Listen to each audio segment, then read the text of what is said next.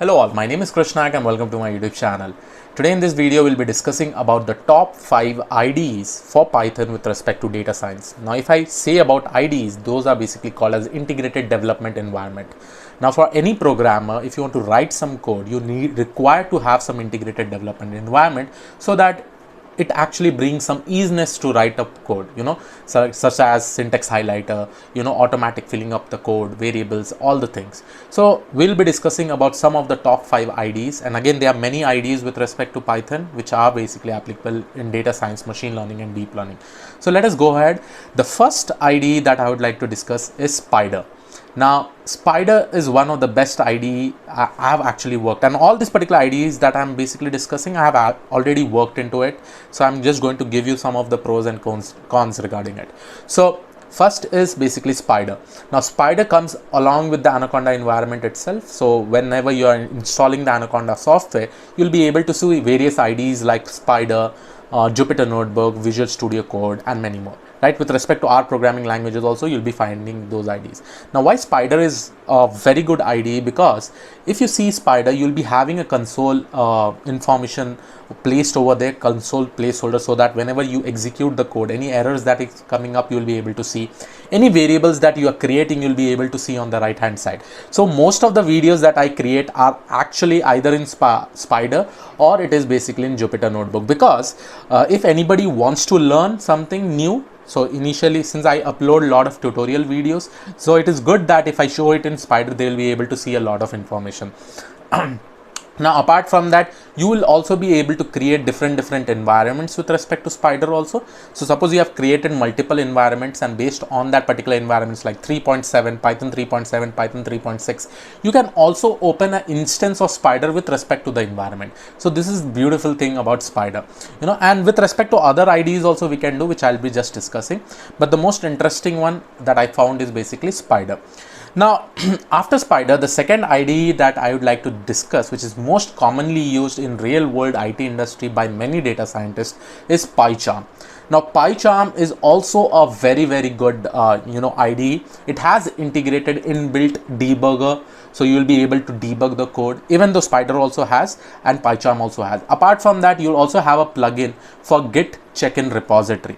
Now in real world IT industry, what many people do is that you have to commit the code from that specific IDE itself. If you have worked on .NET, right, if you know about Visual Studio Code, you have integrated various repositories where you can basically commit the code. Similarly, with respect to PyCharm, it has the integration of Git, and if you don't know about Git, guys, I'm going to make a tutorial about Git and how you can basically check in, how you can check in different repository, what is the branching strategy that is basically used in real world IT industry. I'm going to make a playlist on that. In that particular playlist, I've planned for around 8 to 10 videos, so just wait for some time. I'll be uploading videos with respect to Git. So apart from that, the debugging is very much awesome in PyCharm. You'll be able to debug the code very nicely because of the inbuilt debugger that is present over there. And apart from that, the look and feel of PyCharm also looks good. Okay, and both are open source, you can download it freely. In case of PyCharm, yes, there is one version like community version which you can download and you can use it for free, but if you are using that in companies, at that time you need to buy a licensed one. The third IDE that I want to specify and most learners like to learn through it is Jupyter Notebook.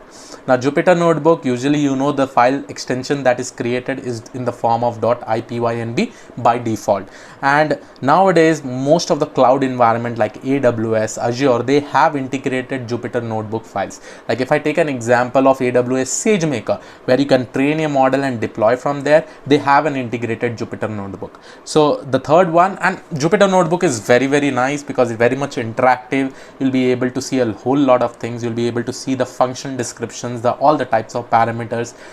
Visualization graphs can be very properly displayed in Jupyter Notebook, and Jupyter Notebook is mostly used for studying purpose, which I'll say, because you'll be able to write the description properly with different fonts. So the third IDE that I'll be discussing about is basically Jupyter Notebook. Now the fourth is IDE which is called as Atom. So and again guys, all this particular description will be given, all the links of this particular IDs will be given in the description.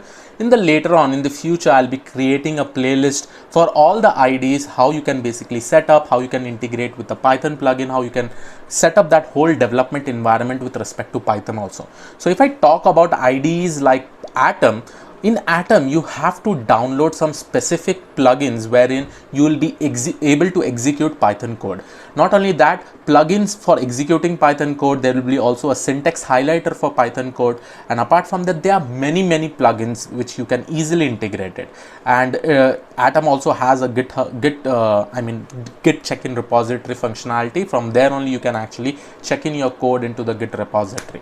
Now this is pretty much very much good, because recently, and as I said that I've worked on all these particular IDs, and recently Atom I've worked a lot, and it is pretty much interactive, pretty much fun, because not only syntax highlighter, you also have auto population of the whole code, right? If you're creating any variables, so you should also try to use Atom IDE, which is pretty much good. So whatever I have discussed about, first one is Spider, second one is PyCharm, the third one is Jupyter Notebook, the fourth one is Atom. The fifth one that I would like to suggest is something called as Visual Studio Code, VS Code. Now VS Code is also automatically integrated with the Anaconda software also, and in that also you can download various plugins for debugging mode, for autofilling, for all the other details, where you can basically run the Python code also. And VS Code is basically provided by Microsoft itself. Now it is also provided as an open source, and it is integrated with the Anaconda environment itself. So all these IDEs actually make the work of the programmer pretty much easier. You'll be able to also write a whole lot of codes. Now apart from all these five, there is also an IDE which is called as Sublime Text Editor. So in Sublime Text Editor also, and I'm just not counting in the top 5 because I've not seen many people using Sublime, but all the other IDs are being used. From out of all this, the maximum number of IDs the maximum ID which is used is something called as PyCharm. So you should have a habit of working with PyCharm, because when you go into a real world IT industry, when you work on use cases, you'll be finding this kind of IDE a lot. And guys, as I suggested that you have to try all these particular IDs, but don't worry about it. I'm going to make a playlist regarding all these IDs, how you can set up the development environment. Along with that, you'll be able to do the check-in repository also, which I'll show you with the help of Git. And all this I've planned for a separate playlist. You just have to wait for some time. I'll be uploading this. And so also try to use as I said, Sublime Text Editor, okay, and that also has plugins with respect to Python, with respect to the debugger in Python. You'll also be able to execute that Python, okay. So this in short are some of the IDs that we commonly use. Please be free to mention some other IDs which you find interesting, and definitely I'll also have a look onto that. But this many this many IDs I have actually worked in, so this is the experience that I'm actually trying to tell you, and it is good to have some knowledge of different IDs also, so that you will be able to work in different integrated development environment. So yes, this was all about this particular video. I hope you like this particular video. Please do share my channel, please do subscribe my channel, and yes, we are very much near to 50k subscribers. Definitely I'll have a live session very soon where we'll be celebrating about the 50k subscribers, and welcome to the family.